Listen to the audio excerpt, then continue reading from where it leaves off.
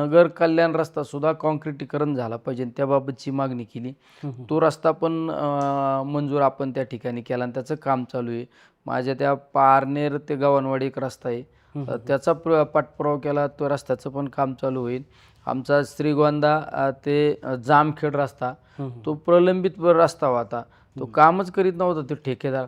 त्याला सुद्धा मध्यंतरे मी सांगितलं, आमच्या काही कार्यकर्त्यांनी आंदोलन केलं, तो रस्ता काम मार्गी लावून दिलं. असे रस्त्यांच्या बाबत असो, अजून काही मतदारसंघामध्ये आपण नवनवीन काहीतरी आणलं पाहिजे.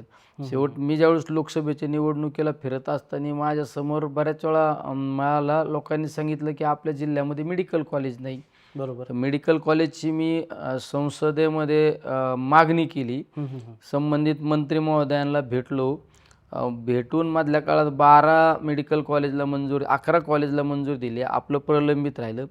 मी आमच्या नेत्या सुप्रियाताई यांच्या माध्यमातून, पवारसाहेबांच्या माध्यमातून परत त्या मंत्री महोदयांना भेटून त्या कॉलेजला मंजुरी आणण्याचा प्रयत्न केला.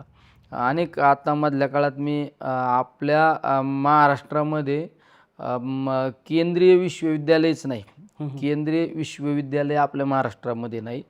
मी मांडणी केली हाऊसमध्ये, सांगितलं की महाराष्ट्रामध्ये केंद्रीय विश्वविद्यालय नाही आणि जर ते महाराष्ट्रात झालं तर त्याचा फायदा गोव्याला नाही, पणजीला नाही, त्याचा फायदा महाराष्ट्राला, इतर स्टेटला पण फायदा होईल.